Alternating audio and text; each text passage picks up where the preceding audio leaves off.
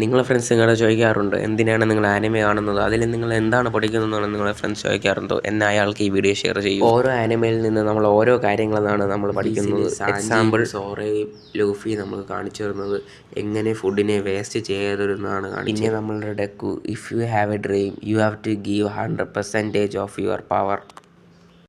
പിന്നെ Goku, work hard for your new version, every single day is gone to your day.